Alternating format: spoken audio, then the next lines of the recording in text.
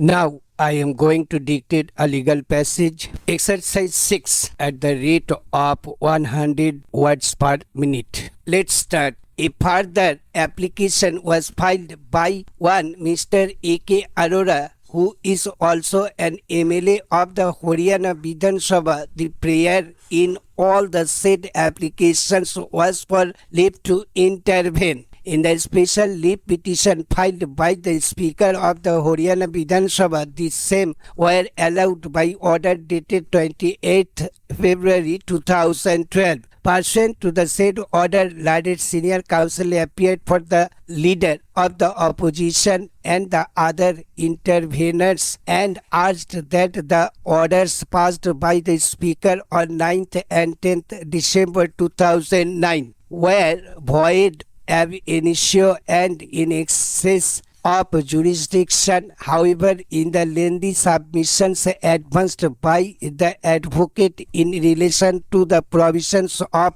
erstwhile paragraph 3 and paragraph 4 of the 10th schedule to the Constitution, reference was made to various decisions of this court. The same are, however, all based on decisions taken by the Speaker on the question of split or merger, while in the instant case we are concerned with the inaction of the Speaker in disposing of the disqualification petitions filed by the respondent number 1 and the jurisdiction of the High Court to issue interim orders restraining a member of the House from discharging his functions as an elected representative of his constituents despite the provisions of paragraph 6 of the 10th schedule to the Constitution.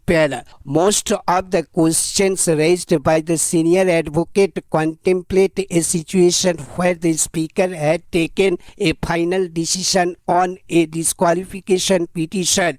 However, in the instant case, we are really required to consider whether the High Court was competent to pass interim orders under its powers of judicial review under Article 226 and 227 of the Constitution when the disqualification proceedings were pending before the Speaker. In fact, even in another case which has been referred to in extensively earlier, by the scope of judicial review has been confined to violation of constitutional mandates, fraudulent non-compliance with rules of natural justice and perversity, but it was also very clearly indicated that having regard to the constitutional scheme in the 10th schedule, normally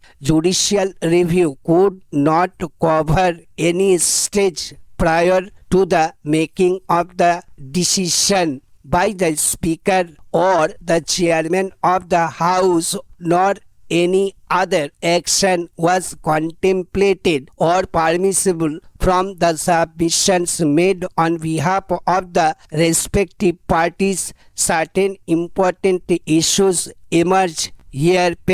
One of the said issues raised by the senior advocate concerns the competence of the High Court to assume jurisdiction under Order 41, Rule 33 CPC when disqualification petitions were pending before the Speaker and were yet to be disposed of. Another important issue which arises that the submissions made on behalf of the respective parties is whether the question of disqualification on account of merger which had been accepted by the Speaker could have been entertained by the Speaker under paragraph 4 of the 10th schedule when such powers were vested exclusively in the Speaker under paragraph 6 thereof.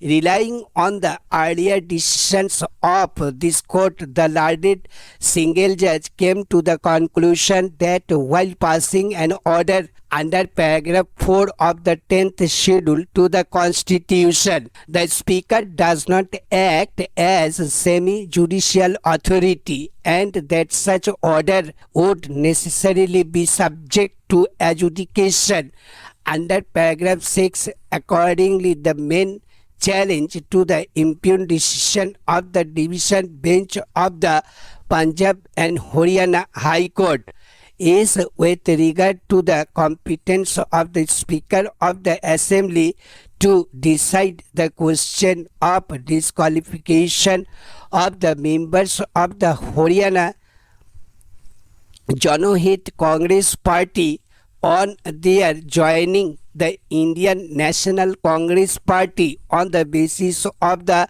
letters written by the 5 members of the former legislature party para. Incidentally, the learned single judge held that the issue would have to be decided by the Speaker himself while considering the disqualification petitions under paragraph 6 of the 10th schedule to the Constitution. What is important, however, is the question as to whether such a decision could be arrived at under paragraph 4 of the 10th schedule to the Constitution, where under the Speaker has not been given any authority to decide such an issue. Paragraph 4 merely indicates the circumstances in which a member of a House shall not be disqualified under sub-paragraph within bracket 1 of paragraph 2. One of the circumstances indicated is where the original political party merges with another political party and the member claims that he and any other member of his original political party have become members of such other political party, or as the case may be of a new political party formed by such merger as stressed by the learned Solicitor General for the purpose of sub-paragraph within bracket 1. The merger of the original political party of a member of the House shall be deemed to have taken place if and only if not less than 2/3 of the members of the legislature party concerned agreed to such merger. Stop. Thank you.